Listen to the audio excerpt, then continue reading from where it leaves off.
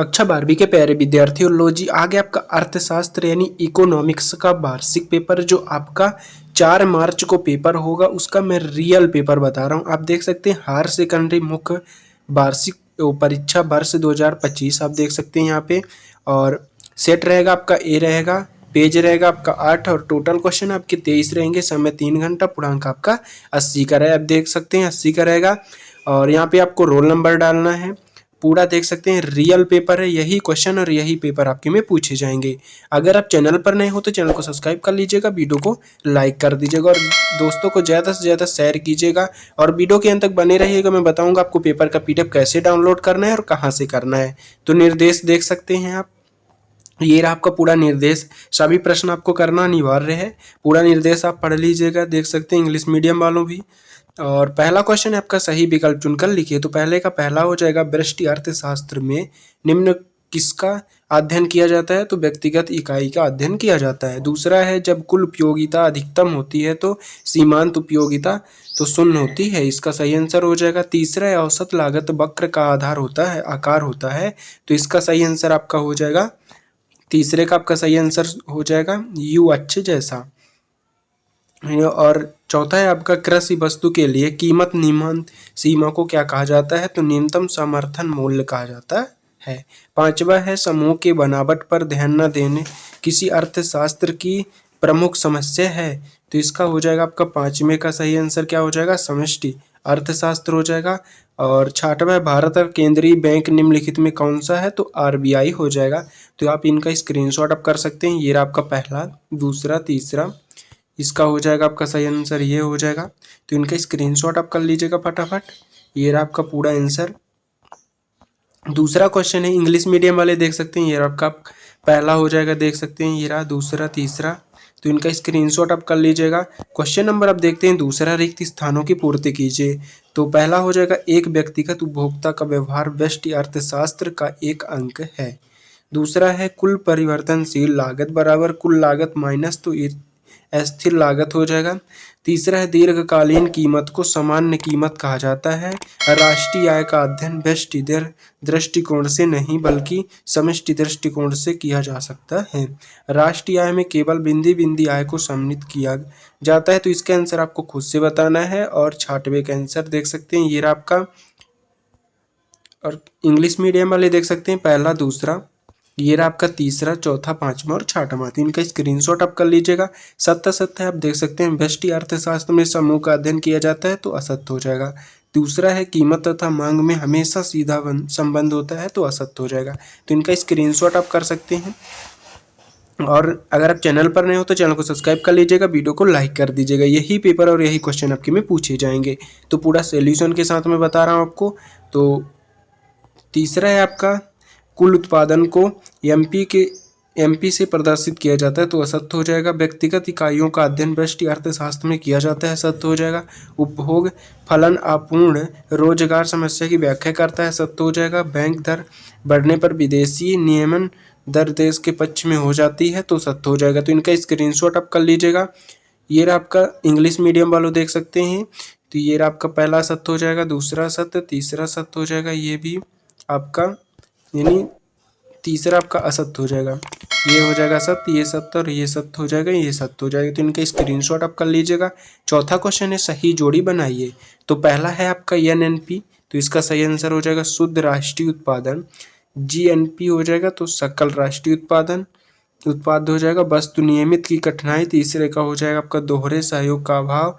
और MPCS चौथे का हो जाएगा आपका सीमांत उपभोक्ता प्रक्रिया। केंद्रीय बैंक हो जाएगा, तो इसका हो जाएगा RBI। और व्यावसायिक बैंक हो जाएगा, तो इसका हो जाएगा आपका, इसका हो जाएगा 6वें का SBI हो जाएगा। और मुद्रा का प्राथमिक कार्य होता है, तो इसका हो जाएगा आपका, ये हो जाएगा विनिमय का माध्यम।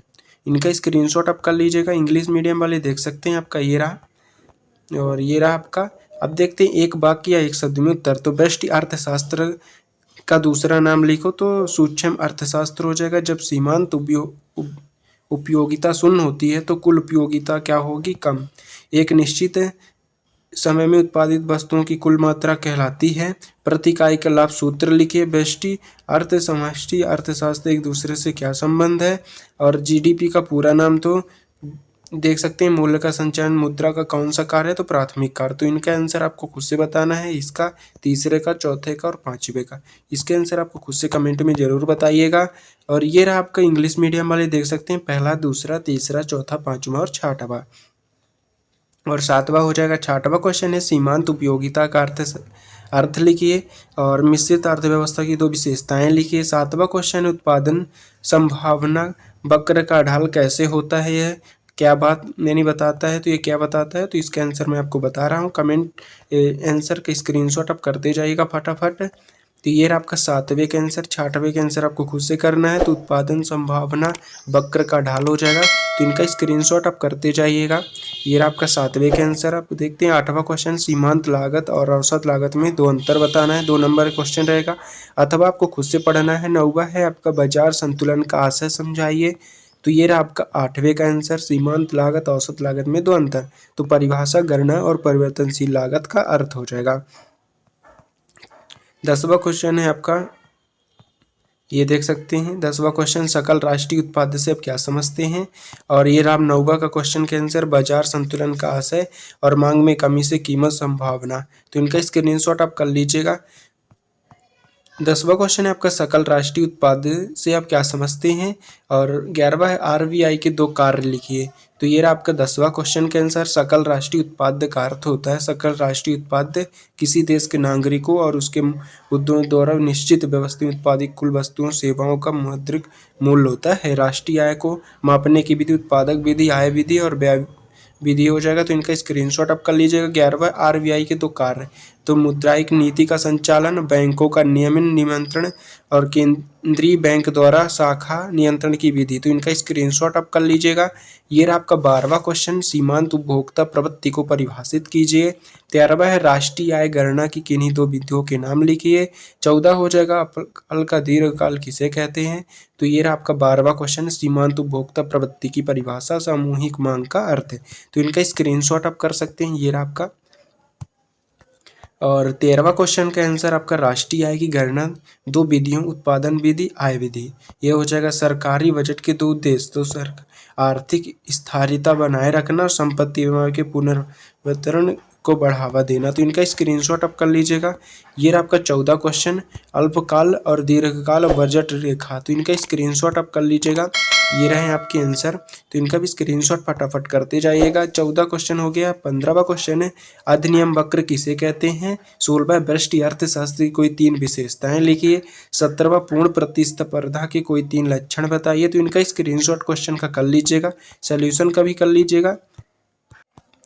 ये रहा आपका 15वां क्वेश्चन का आंसर अधिनियम वक्र हो जाएगा अधिमान मानचित्र। तो इनका स्क्रीनशॉट आप कर लीजिएगा फटाफट।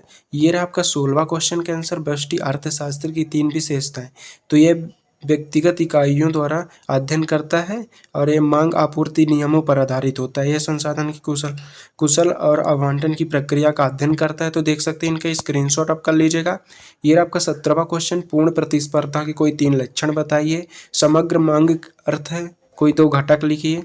तो ये रहा आपका 17वां क्वेश्चन पूर्ण प्रतिस्पर्धा के 3 लक्षण। तो इनका स्क्रीनशॉट कर लीजिएगा। क्वेश्चन नंबर 18वां का आंसर समग्र मांग और न्यूनतम मांग। तो इनका भी स्क्रीनशॉट आप कर लीजिएगा।